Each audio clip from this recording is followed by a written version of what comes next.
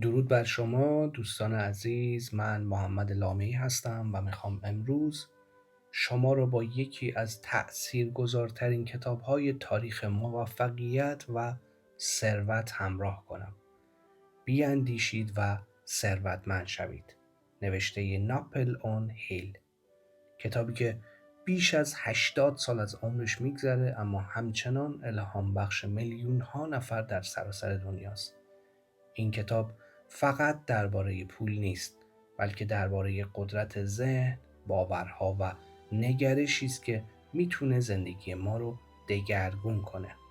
همراه من باشید تا قدم به قدم وارد دنیای شگفت‌انگیز ایده ها و قوانین موفقیت بشیم و ببینیم چطور میتونیم با تغییر طرز فکر مسیر زندگی خودمون رو به سمت ثروت، شادی و آزادی واقعی هدایت کنیم.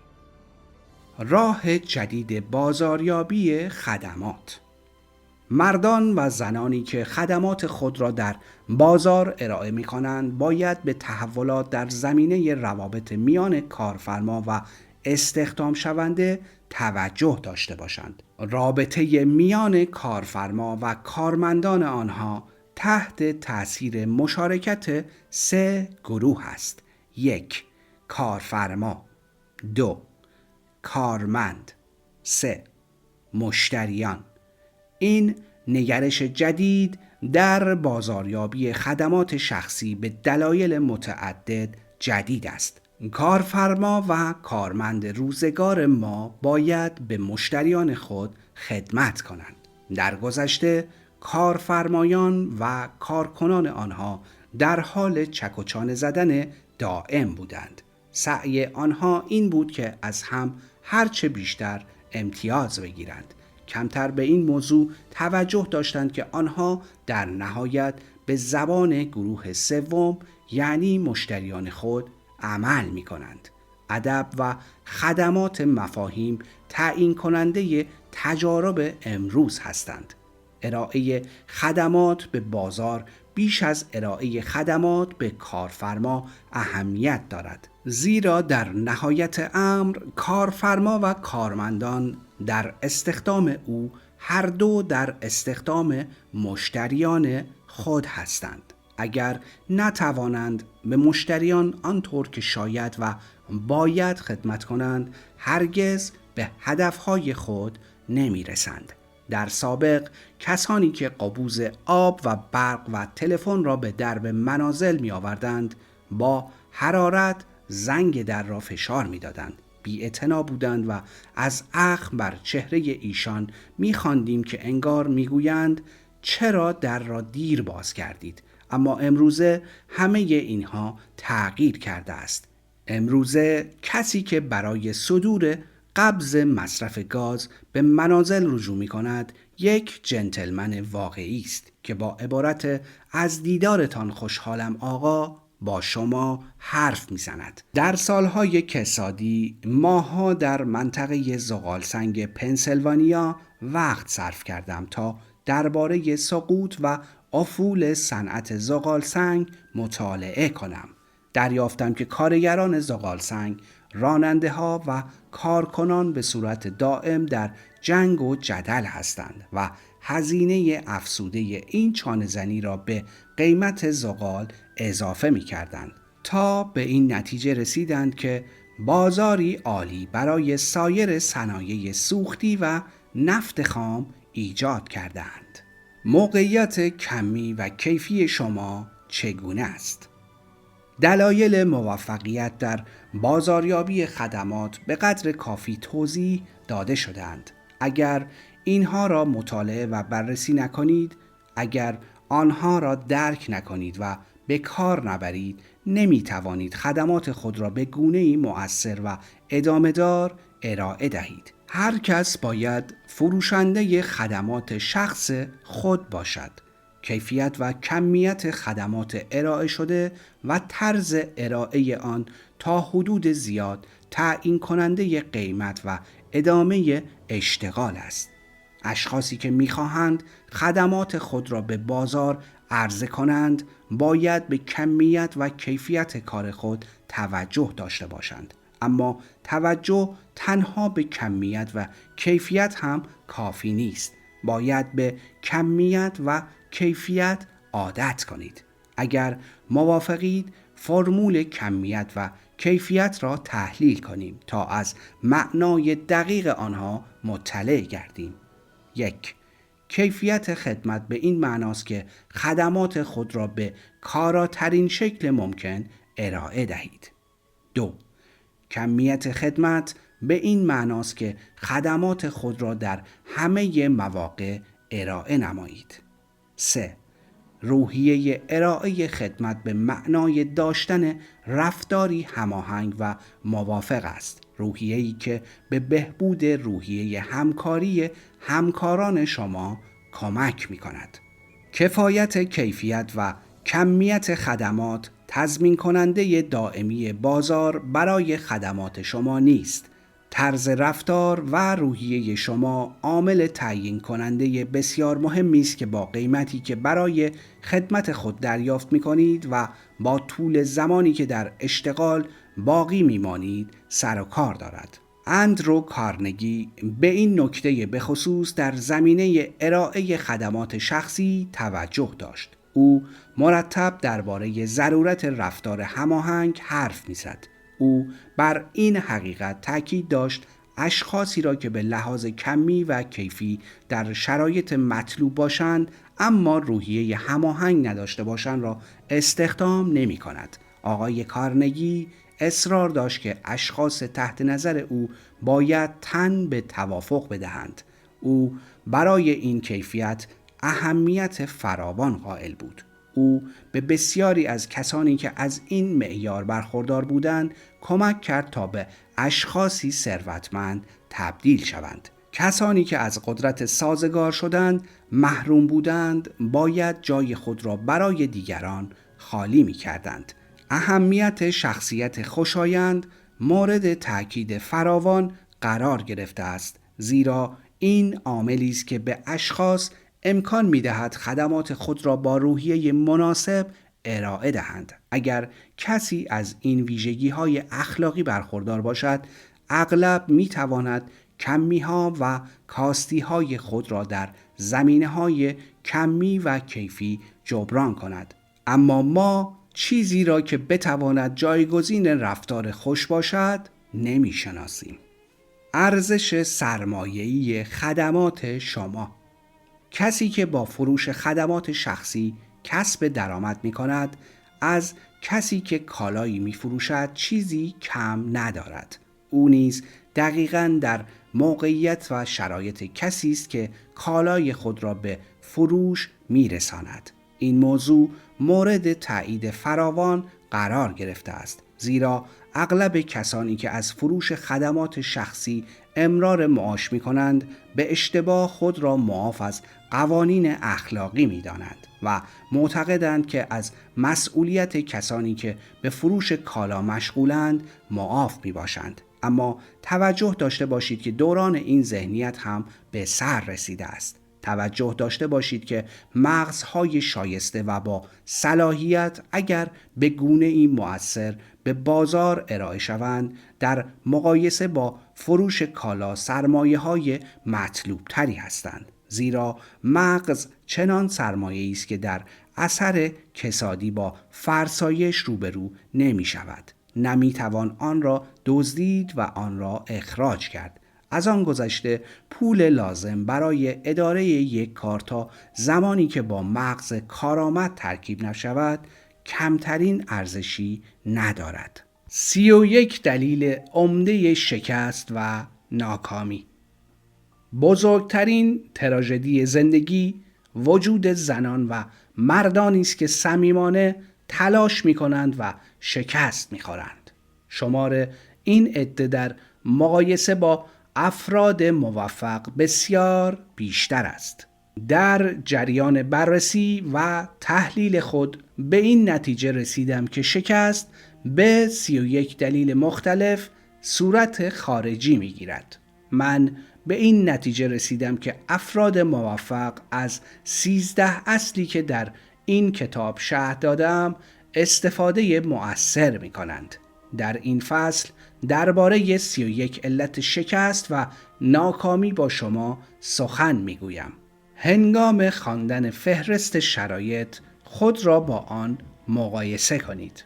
نکته به نکته آن را در نظر بگیرید و ببینید که چند مورد آنها میان شما و موفقیت فاصله انداختند. 1. اشکالات جسمانی. برای کسی که با یک نقص جسمانی یا مغزی به دنیا می آید، کار چندانی نمی توان صورت داد. این اشخاص تنها با استفاده از خدمات دیگران می توانند شرایط خود را بهتر کنند. توجه داشته باشید که از 31 علت شکست تنها این یک مورد است که نمی توان آن را به سادگی اصلاح کرد. 2. نداشتن هدف مشخص در زندگی. برای کسانی که هدف مشخصی را در زندگی دنبال نمی کنند و کسانی که راستایی برای حرکت ندارند، شانس موفقیت چندانی ندارند. از هر 100 نفری که با آنها گفتگو کردم، 98 نفر فاقد این برنامه بودند. هدفی نداشتند و احتمالاً این مهمترین علت ناکامی آنها بود. 3. نداشتن اشتیاق برای پیشرفت و ترقی. کسانی که به پیشرفت و ترقی بی علاقه اند و آنهایی که مایل نیستند بهای ترقی و پیشرفت را بپردازند، شانسی برای موفقیت ندارند. 4. تحصیلات نامکفی. تحصیل ناکافی مشکل فلج کننده است، اما می توان این کمبود را به سهولت نسبی برطرف نمود. تجربه ثابت کرده است که تحصیل کرده ها خود ساخته یا خود آموخته شناخته می شوند.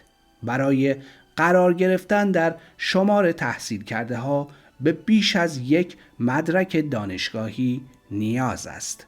آموزش دیده کسی است که می تواند خواسته هایش را بدون خدشه‌دار ساختن حقوق دیگران برآورده سازد.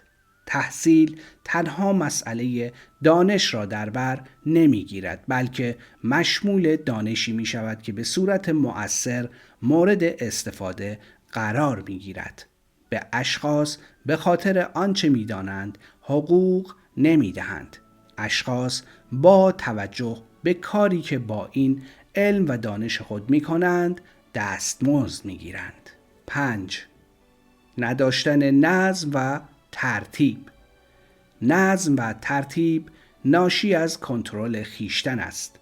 معنایش این است که بتوان کیفیات منفی خود را کنترل نمود. قبل از اینکه بتوانید شرایط را کنترل کنید، باید ابتدا خود را کنترل نمایید. تسلط بر خویشتن دشوارترین کاری است که هر کس میتواند بکند. اگر بر خود مسلط نباشید، این خود بر شما مسلط می شود. اگر در برابر آینه‌ای بایستید، می توانید در آن بهترین دوست یا غدارترین دشمن خود را ببینید. 6. نداشتن سلامتی. برخوردار نبودن از سلامتی مانع موفقیت است. کسی بدون اینکه از سلامتی خوبی برخوردار باشد نمیتواند موفق شود. اما بسیاری از ناراحتی‌های جسمانی را میتوان کنترل نمود. از جمله مهمترین دلایل موجود ناراحتی‌های جسمانی عبارتند از: الف، پرخوری یا مصرف غذاهای مضر. ب، عادات فکری اشتباه، توجه به امور منفی. جیم، افراط در فعالیت‌های جنسی، ورزش نکردن. ه، تنفس نادرست و در نتیجه محروم ماندن از هوای سالم و کافی. 7. تأثیرات نامطلوب محیطی در دوران کودکی. بسیاری از کسانی که دارای گرایشات بزهکاری هستند، آن را از محیط و از دوستان نااهل دوران کودکی گرفتند. 8. تنبلی و مسامحه. مسامحه و امروز و فردا کردن یکی از علل مهم شکست و ناکامی است. این کیفیت به گونه‌ای در همه وجود دارد، در کمین ایستاده تا موفقیت را از اشخاص برباید. اغلب ما در زندگی از آن رو شکست می‌خوریم، زیرا در انتظار رسیدن زمان مناسب هستیم.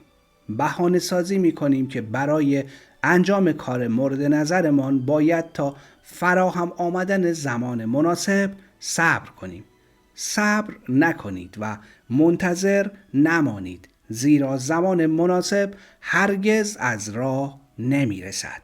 از همین جایی که هستید شروع کنید و از ابزاری که در اختیار دارید استفاده نمایید. وقتی دست به کار شدید، ابزار بهتری پیدا می کنید. 9. نداشتن مداومت و پشتکار. اغلب ما آغازگرهای خوبی هستیم، اما تمام کننده های خوبی نیستیم.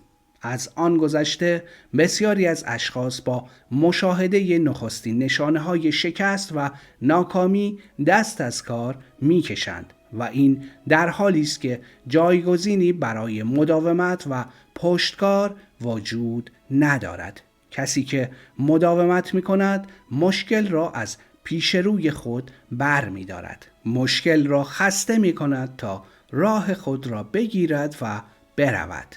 پشتکار و مداومت شکست و ناکامی را محو می کند. 10. شخصیت منفی. کسی که با دید منفی به اشخاص و امور نگاه می کند شانسی برای موفقیت ندارد.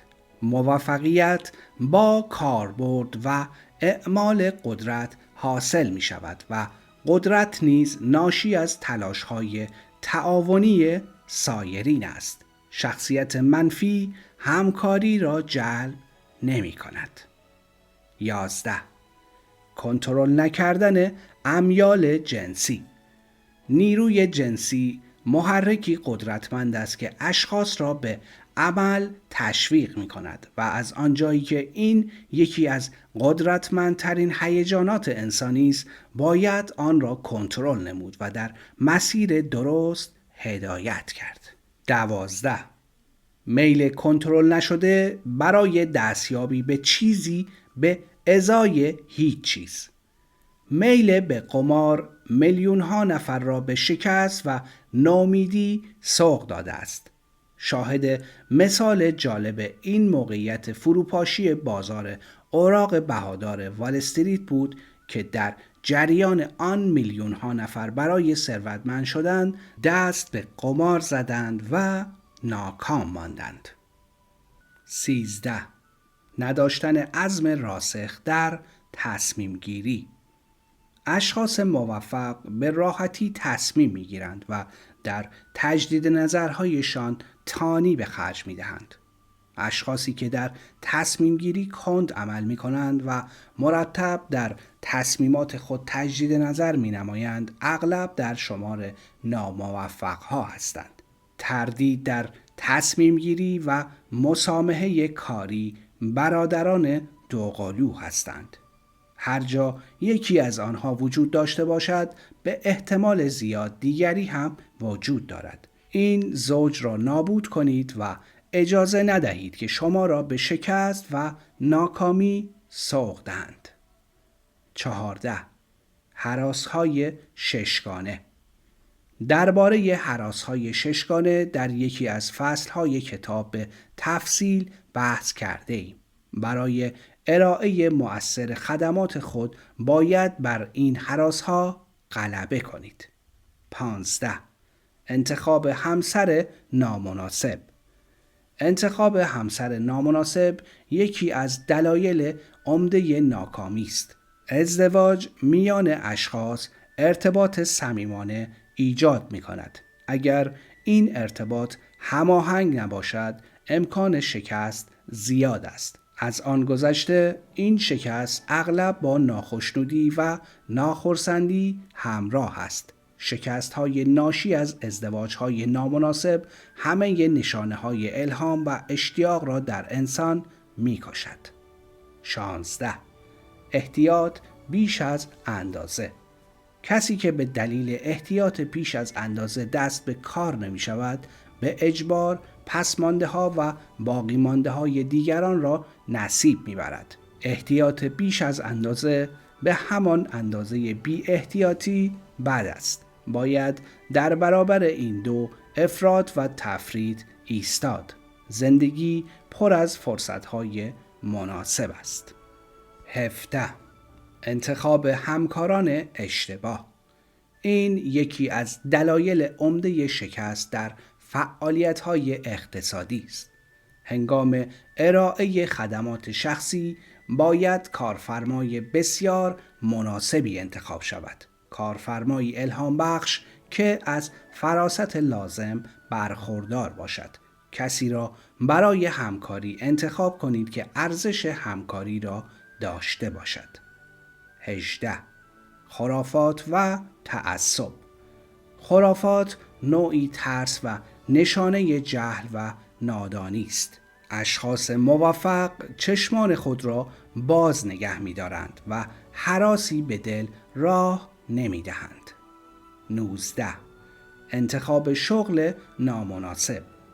موفق شدن در کاری که آن را دوست ندارید امکان پذیر نیست. مهمترین قدم در ارائه و فروش خدمات شخصی انتخاب حرفه‌ای است که بتوانید با تمام وجود به آن بپردازید. 20. فعالیت‌های غیر متمرکز. همه کاره و هیچ کاره نمونه است که آن را زیاد شنیده ایم. به جای پرداختن به انواع و اقسام فعالیت‌ها، همه تلاش خود را روی یک هدف قطعی متمرکز سازید. 21. خرج کردن بی حساب.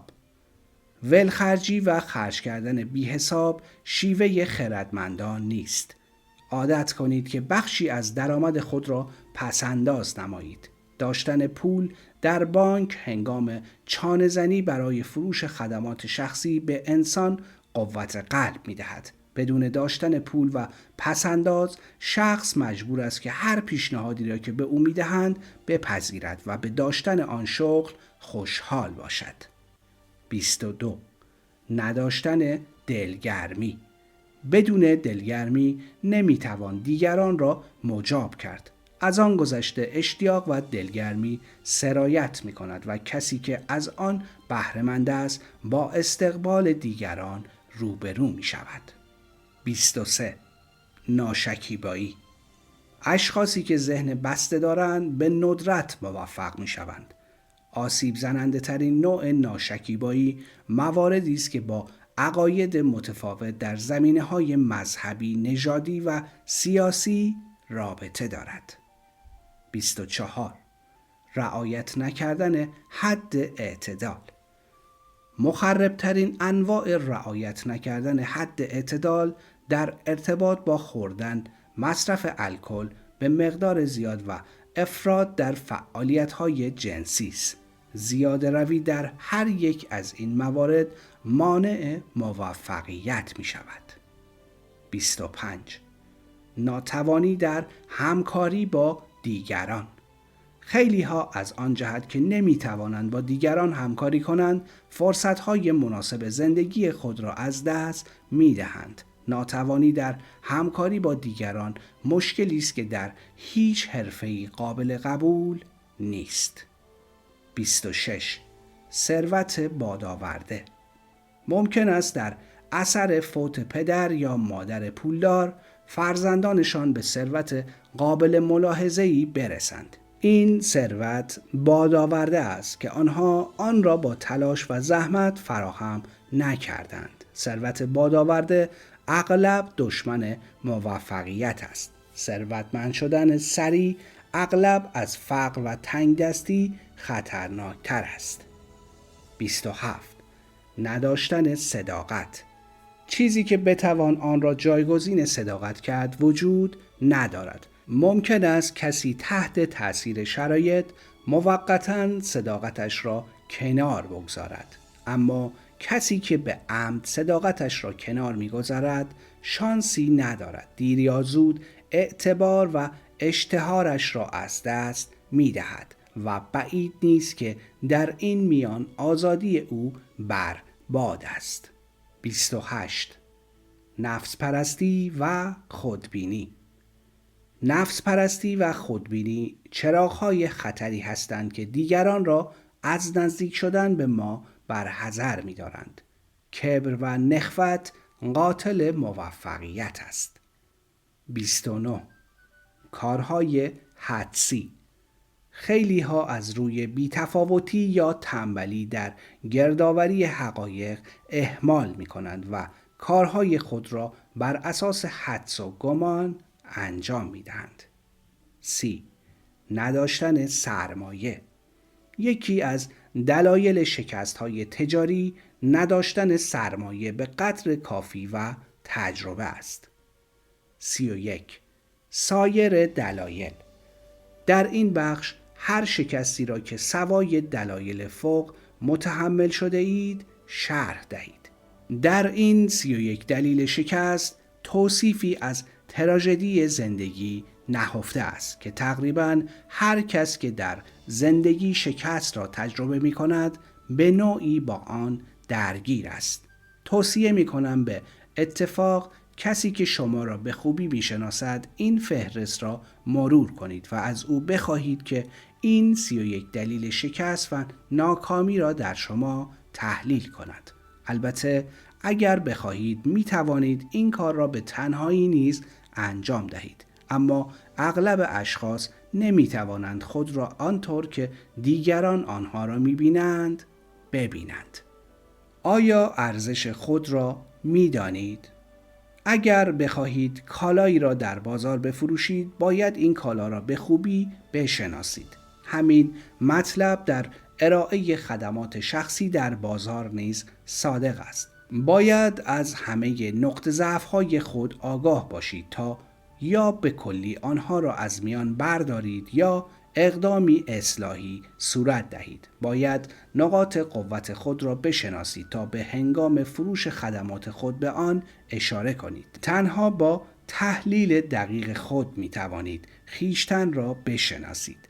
بی اطلاعی از خویشتن عواقب ناخوشایندی در بر دارد. مرد جوانی برای احراز شغل به مدیر یک شرکت مشهور مراجعه کرد. در جریان مصاحبه روی مدیر تأثیر بسیار خوبی گذاشت تا اینکه مدیر از او پرسید که چه حقوقی را مطالبه می کند. او جواب داد که رقم به خصوصی را در نظر نگرفته است. نداشتن هدف معین. مدیر شرکت به او گفت با این حساب 1 هفته کار تو را از نزدیک نظارت می‌کنیم و به قدری که ارزش داشته باشی به تو حقوق می‌دهیم. جوان جواب داد نه، من این را نمی‌پذیرم، زیرا جایی که همکنون کار می‌کنم پول بیشتری دریافت می‌کنم. قبل از تقاضای شغل، قبل از اینکه بر سر حقوق خود چک و چانه بزنید با اطمینان بگویید که بیش از حقوقی که همکنون میگیرید ارزش دارید. خواستن پول که همه آن را میخواهند مطلبی است و ارزش داشتن مطلبی دیگر. حقوق دریافتی شما هیچ ارتباطی با ارزش شما ندارد. ارزش شما بستگی به این دارد که بتوانید خدمات مناسبی عرضه کنید یا دیگران را به این مهم تشویق نمایید. از خود صورت برداری کنید. خودشناسی و تحلیل منظم خویشتن در بازاریابی خدمات شخصی از ارزش فراوان برخوردار است. همانطور که همه واحدهای تولیدی و کسبی در پایان هر سال از موجودی خود صورت برداری می کنند. از آن گذشته این تحلیل سالانه باید نشان دهد که از میزان اشتباهات شما کاسته شده و بر قدر ارزش‌های شما اضافه گردیده است. اشخاص در زندگی خود یا پیشرفت می کنند یا پس رفت و در غیر این صورت در جا می زنند. در این میان البته هدف هر کس باید پیشرفت باشد. تحلیل سالیانه خیشتن نشان می دهد که آیا پیشرفتی حاصل شده است و اگر شده است اندازه آن چقدر بوده است. تحلیل سالیانه عقب نشینی های احتمالی را نیز نشان می دهد. بازاریابی مؤثر خدمات شخصی ایجاب می کند که هر کس قدمی به جلو بردارد و پیشرفت کند، حتی اگر این پیشرفت کند و آرام باشد.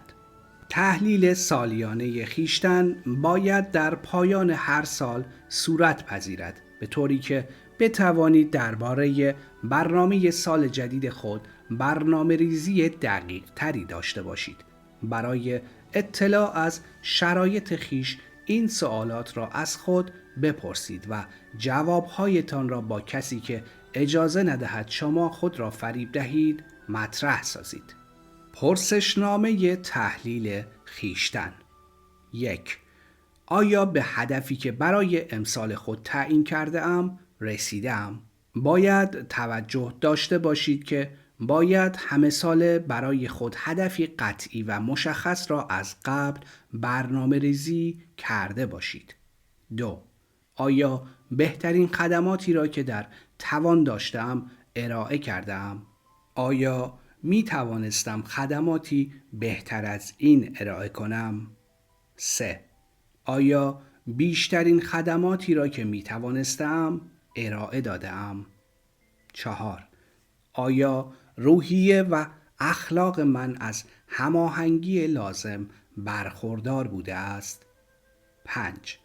آیا تحت تأثیر مسامحه و به فردا موکول کردن کارها از شدت کارایی من کاسته شده و اگر چنین بوده شدت این مسامحه چه اندازه بوده است؟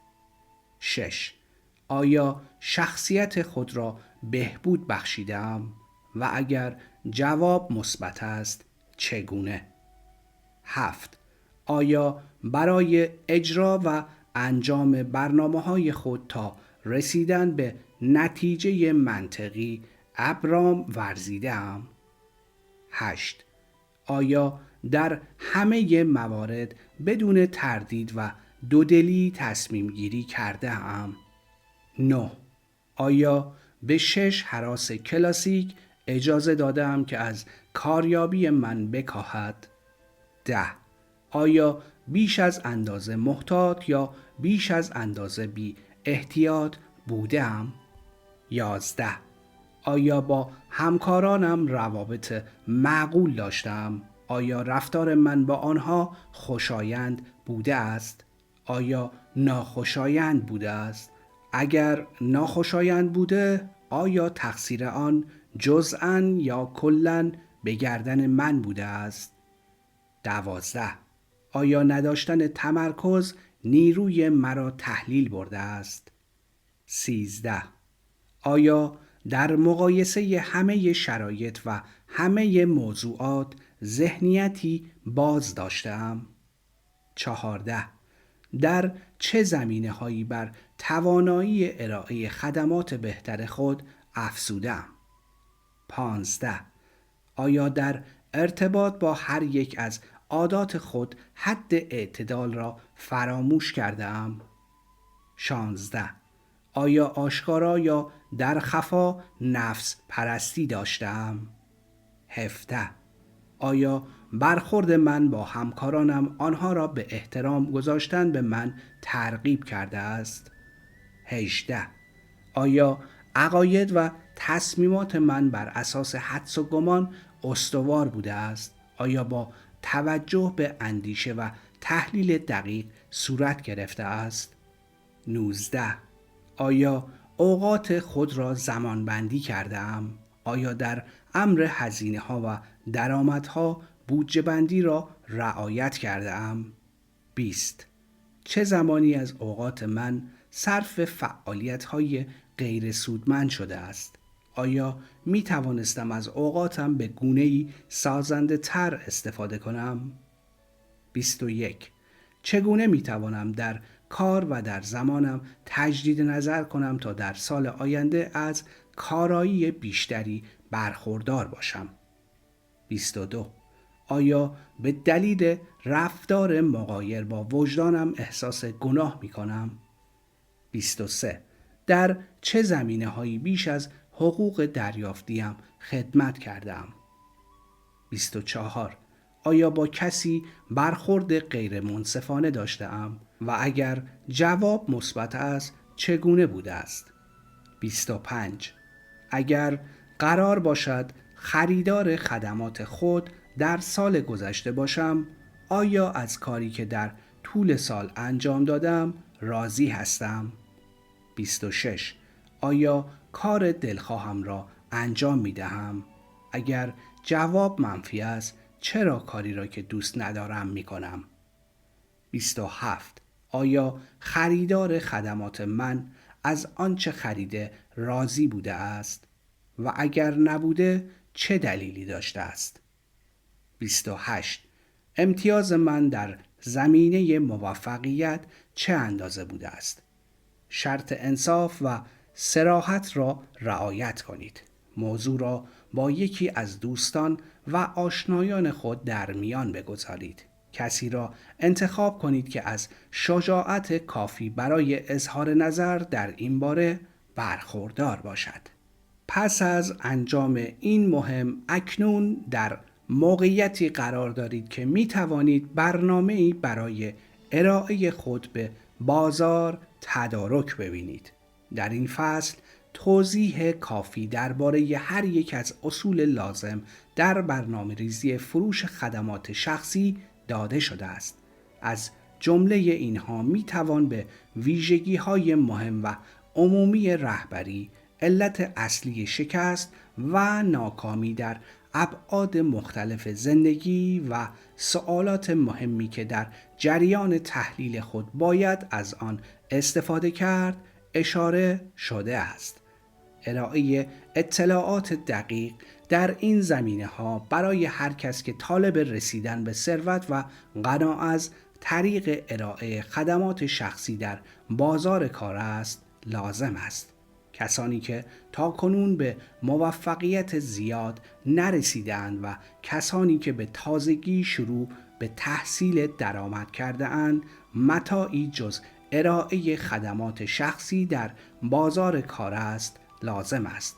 کسانی که تاکنون به موفقیت زیاد نرسیدند و کسانی که به تازگی شروع به تحصیل درآمد کردند متاعی جز ارائه خدمات شخصی در ازای دریافت پول ندارند و به همین دلیل لازم است که این اشخاص بتوانند از مطالب ارائه شده در این فصل به خوبی استفاده کنند.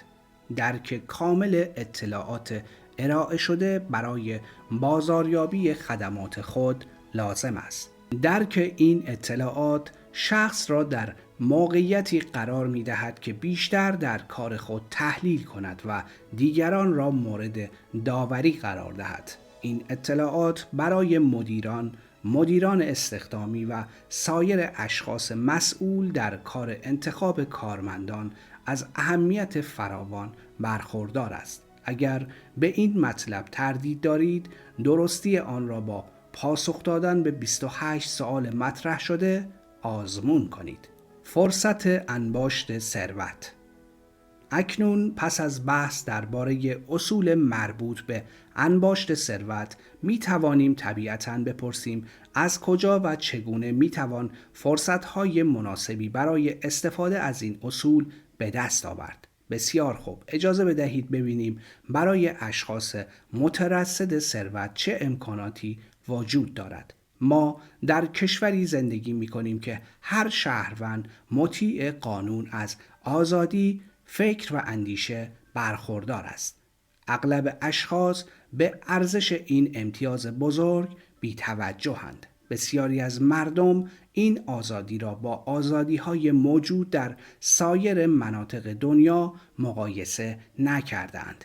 در این کشور ما آزادی اندیشه، آزادی انتخاب، آزادی استفاده از امکانات آموزشی، آزادی انتخاب مذهب، آزادی‌های سیاسی، آزادی‌های انتخاب شغل و حرفه و بالاخره آزادی کسب درآمد داریم. آزادیم در هر منطقه‌ای از کشور زندگی کنیم. آزادی ازدواج داریم. آزاد هستیم تا از نقطه‌ای به نقطه دیگر سفر کنیم. هر غذایی را که میل داریم بخوریم. می توانیم سلسله مدارج ترقی را بپیماییم. آزادی های دیگری نیز داریم، اما همین اندازه که اشاره کردیم کافی است. باید قدر اینها را بدانیم. بعد از آزادی فکر و اندیشه، غذا، لباس و مسکن سه نیاز اصلی همه مردم را در زندگی تشکیل می دهد. در کشور ما هر کس می تواند غذای مورد علاقه خود را تهیه کند. اغلب مردم در آپارتمانی راحت زندگی می کنند. از برق و وسایل گرمازا و گرما برای پخت و پز برخوردارند. اغلب خانواده ها از جاروی برقی، از آب گرم و سرد در حمام و در آشپزخانه برخوردارند.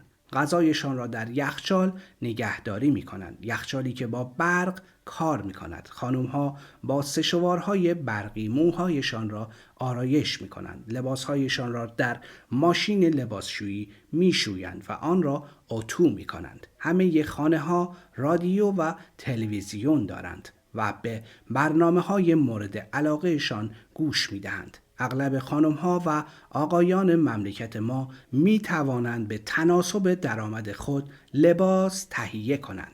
در اینجا تنها به سه نیاز مهم و اولیه غذا، لباس و مسکن اشاره کردیم که اغلب مردم می‌توانند با روزی 8 ساعت کار درآمد کافی برای تأمین آنها فراهم آورند.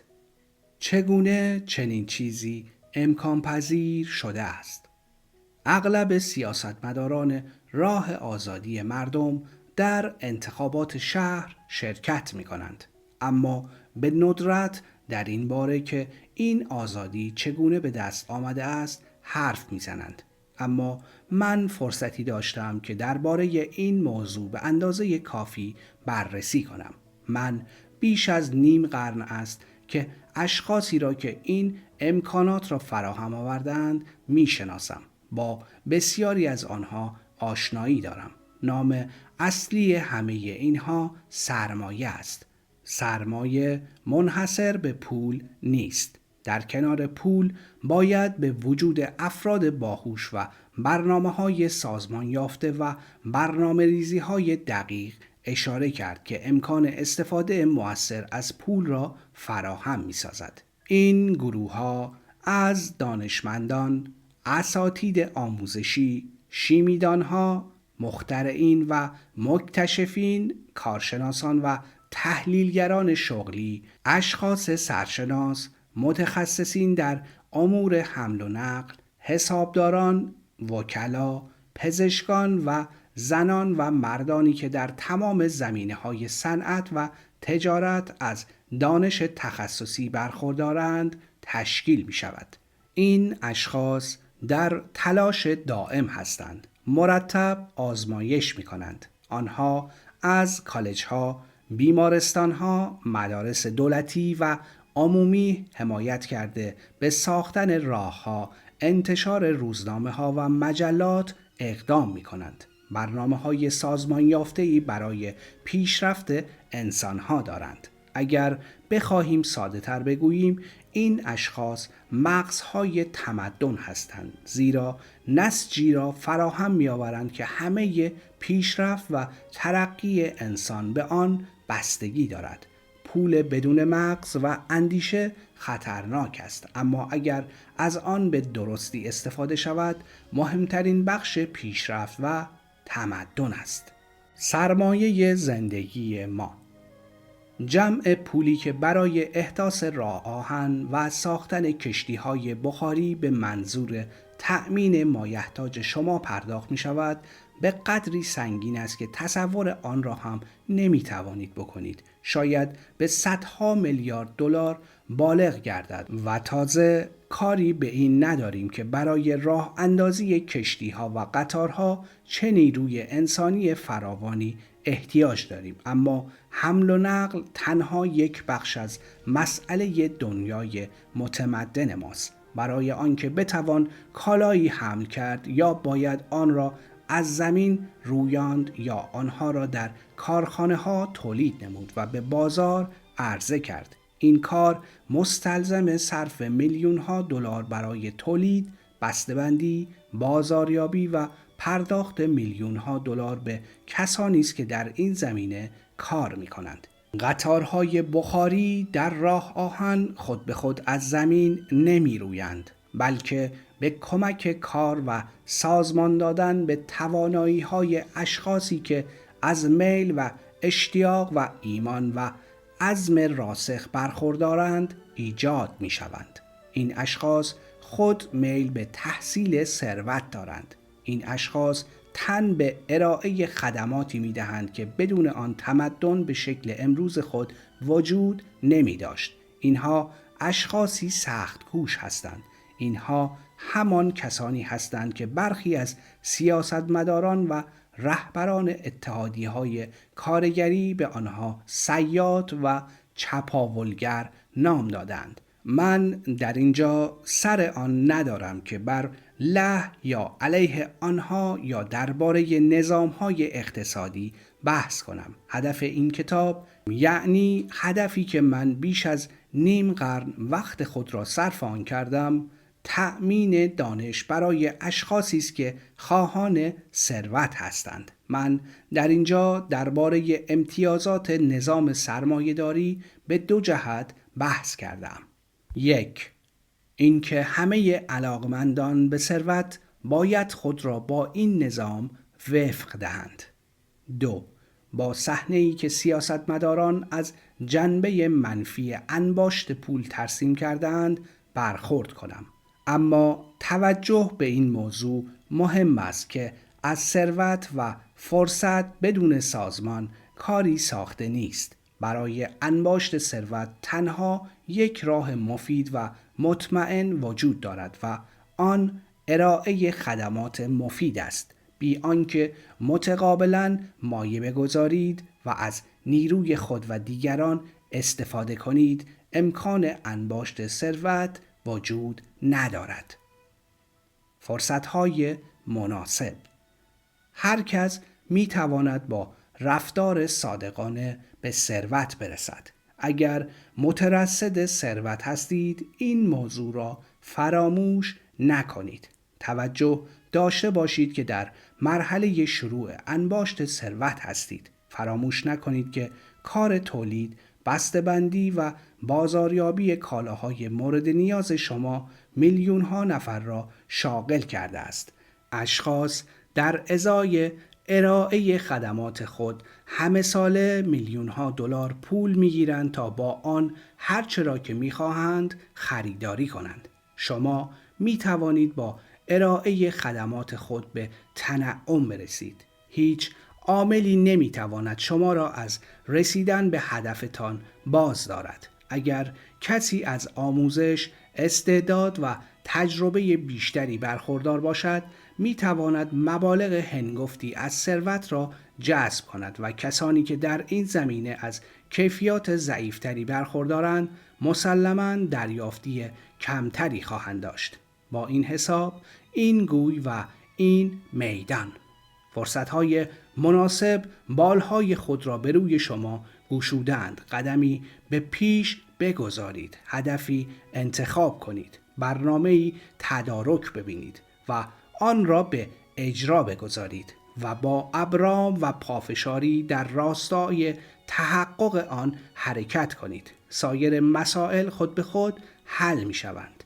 بدانید که چیزی از شما دریغ نمی شود، اما نمی توان گفت که می توانید ثروت را در ازای هیچ چیز به دست آورید. توجه داشته باشید که نظام به وسیله قانون اقتصاد کنترل می شود و به حکم این قانون تا چیزی ندهید چیزی دریافت نمی کنید. فصل 8. تصمیم گیری، غلبه بر تردید و دودلی. موفقیت را نیازی به توضیح نیست. گام 7 به سوی ثروت. مطالعه 25,000 زن و مرد شکست خورده نشان داد که از جمع 31 عامل شکست و ناکامی، ناتوانی در تصمیم گیری از جمله مهمترین دلایل شکست و ناکامی است. مسامحه و کار امروز را به فردا موکول کردن ضد تصمیم گیری است.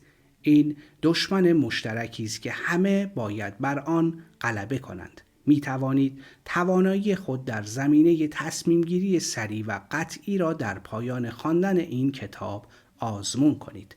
بررسی صدها نفر کسانی که توانستند بیش از $1,000,000 سرمایه بیندوزند به این حقیقت اشاره دارد که همه آنها از ویژگی تصمیم گیری سریع برخوردار بودند. همه آنها در تصمیمات خود پافشاری کردند و به سادگی در مقام تغییر آنها بر نیامدند. کسانی که نمیتوانند سرمایه بیندوزند بدون استثنا کسانی هستند که نمیتوانند تصمیم گیری کنند.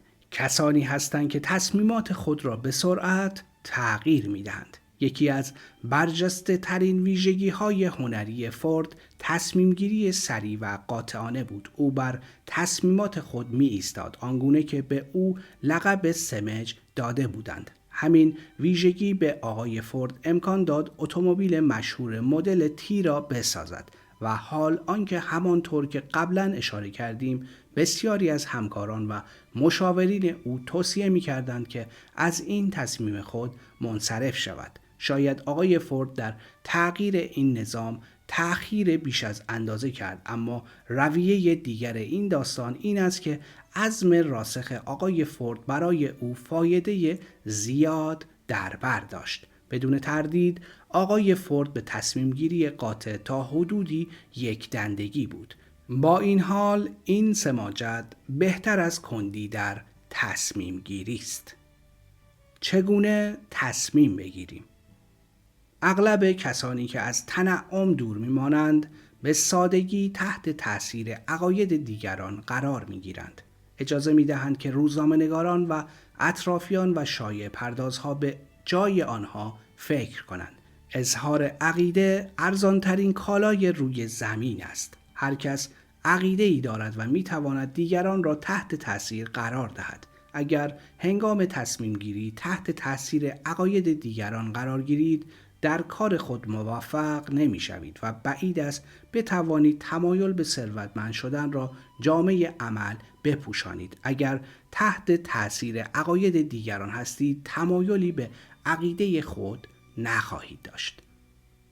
برای نظر خود ارزش قائل شوید.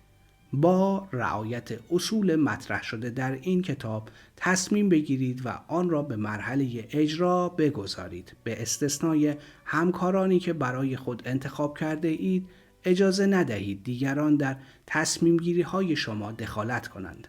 در انتخاب همکاران دقت به خرج دهید. کسانی را انتخاب کنید که با شما هماهنگ و همدرد باشند. دوستان و بستگان نزدیک که از ویژگی‌های مطلوب برخوردار نباشند ممکن است با نظرات و گاه با پوزخندها و تمسخرهایشان شما را به دردسر بیندازند. بسیاری از اشخاص تحت تأثیر گفتار جاهلانه دیگران و یا تحت تأثیر تمسخرهای آنها امکان موفقیت خود را از دست داده‌اند. شما برای خود مغز و ذهنی دارید. از آن استفاده کنید و برای خود تصمیم بگیرید و اگر به حقایق یا اطلاعات دیگران برای تصمیم گیری احتیاج دارید که اغلب چنین است، این حقایق و اطلاعات را بدون آنکه تصمیم خود را برای دیگران بازگو کنید به دست آورید. خیلی ها بدون برخورداری از علم و اطلاع کافی طوری ظاهر می شوند که دیگران گمان می کنند آنها از علم و اطلاع فراوان برخوردارند. اغلب پرگویی می کنند و کمتر گوش می دهند. چشمها و گوشهای خود را باز و دهان خود را ببندید. این کار به تصمیم گیری شما کمک بیشتری می کند. اشخاص پرحرف کار کمتری انجام می دهند. اگر شما بیش از اندازه‌ای که گوش می دهید حرف بزنید، نه تنها خود را از فرصت‌های کسب دانش محروم می سازید، بلکه برنامه‌ها و هدف‌هایتان را برای کسانی بازگو می کنید که به شکست دادن شما علاقه‌مندند. زیرا بعید نیست که به موفقیت شما غبطه بخورند. در عین حال به خاطر داشته باشید هر لحظه دهان خود را در حضور کسانی که از دانش زیاد برخوردارند باز می کنید، دانش و یا بی اطلاعی خود را به آنها اطلاع می دهید. عقل حکم می کند که اغلب دامن اعتدال پیش بگیرید و سکوت اختیار کنید. این حقیقت را در نظر بگیرید که هر کس با او همکاری می کنید مانند شما خواهان درآمد و کسب ثروت است. اگر برنامه‌های خود را بیش از اندازه باز و روشن با آنها در میان بگذارید، بعید نیست که آنها برنامه شما را به اجرا بگذارند و بر شما پیش دستی کنند. تنها دلیل آن هم این است که شما بدون رعایت شرط عقل همه مطالب خود را با آنها در میان گذاشته اید. اگر بخواهید یکی از بهترین تصمیمات شما این است که دهانتان را ببندید و چشمها و گوشهایتان را باز کنید. ارزش تصمیمات بستگی به شجاعت دارد که برای ارائه آن لازم دارید. تصمیمات بزرگ که شالوده تمدن را پایگذاری کردند با قبول ریسک های بزرگ امکان پذیر شد. در بسیاری از آنها پای مرگ و زندگی مطرح بود. تصمیم لینکلن در انتشار اعلامیه برابری نژادی در شرایطی صورت گرفت که لینکلن می‌دانست احتمالاً هزاران نفر از دوستان و طرفداران سیاسی بر او می‌شورند. تصمیم سقراط به نوشیدن جام زهر به جای سازش بر سر باوری که داشت تصمیمی شجاعانه بود. هزاران سال دنیا را به جلو انداخت. به مردمی که هنوز متولد نشده بودند آزادی کلام و نطق عطا کرد. تصمیم ژنرال رابرت لی در ماجرای جنگ شمال و جنوب تصمیمی شجاعانه بود، زیرا او خوب این را می‌دانست که ممکن است کار به زیان او تمام شود و جان بسیاری دیگر را برباد دهد. اعلامیه استقلال آمریکا نیز از همین کیفیت برخوردار بود. مردانی بدون پول، بدون نیرو و سرباز توانستند استقلال آمریکا را از انگلیس اعلام کنند. بدانید همان قدرتی که به آمریکا آزادی داد، همان قدرتی است که باید از سوی همه افراد مورد استفاده قرار گیرد. اصول حاکم بر این کتاب را در فصلهای مختلف آن شرح داده ایم. عمل کردن به آن دشوار نیست. در اعلامیه استقلال آمریکا دست کم 6 اصل از اصول پیشنهادی در این کتاب رعایت شدند که عبارتند از میل، تصمیم گیری، ایمان، مداومت، کار گروهی و برنامه ریزی سازمان یافته. خواسته خود را مشخص کنید. در جای جای شرح این فلسفه می‌خوانید که اندیشه همراه با میل شدید می‌تواند خود را به هم‌ارز فیزیکی خود تبدیل کند. در داستان استقلال آمریکا و در ماجرای شکلگیری شرکت فولاد این کشور راه تبدیل اندیشه به این تحول را ملاحظه می‌کنید. برای جامعه عمل پوشاندن به این هدف مترصد معجزه نباشید. معجزه‌ای در کار نیست. شما تنها قوانین ازلی طبیعت را میابید. این قوانین تنها به روی کسانی باز هستند که از شجاعت لازم برخوردارند. میتوان از آن برای اعطای آزادی به یک مملکت یا انباشت ثروت استفاده کرد. کسانی که قاطعانه تصمیم میگیرند از خواسته خود آگاهند و اغلب به این خواسته خود میرسند. رهبران در هر بخش از زندگی تصمیمات صریح و قاطع میگیرند. این یکی از دلایل رهبر بودن آنهاست. دنیا از روی عادت به اشخاصی که گفتار و کردارشان نشان می‌دهد که به کجا می‌روند روی خوش نشان می‌دهد. تردید و دودلی در تصمیم گیری عادتی است که اغلب در جوانی ایجاد می شود. در همان زمان که به دبستان و دبیرستان و کالج می رویم و هدفی برای زندگی خود نداریم. عادت به تردید در تصمیم گیری به زندگی بعد از اتمام تحصیلات شخص راه می یابد. معمولاً کسانی که دوران تحصیل را تمام می کنند از هر فرصتی برای گرفتن شغل استفاده می کنند. علتش این است که آنها اینگونه تربیت یافتند. 98% کسانی که امروزه در ازای دریافت حقوق کار می کنند و کلیه دستمزدبگیران از آن جهت در چنین شرایطی قرار دارند که نمی دانستند برای خود چگونه کارفرمایی انتخاب کنند. لازمه عزم راسخ در تصمیم گیری شجاعت است. گاه به شجاعتی بس زیاد احتیاج داریم. 56 مرد شجاعی که اعلامیه استقلال آمریکا را امضا کردند، جان خود را جای امضایشان به روی کاغذ آوردند. امروزه کسی که برای رسیدن به شغل مورد نظر خود تصمیم قطعی میگیرد، جانش را به خطر نمی اندازد. به جای همه اینها درباره آزادی اقتصادی خود تصمیم میگیرد. آزادی مالی، اقتصادی، کار و حرفه مطلوب و مقام شایسته ارزانی کسی است که از هدف خود آگاه است و برای آن برنامه ریزی می کند. در اینجا بخش 4 کتاب بیاندیشید و ثروتمند شوید به پایان می رسد.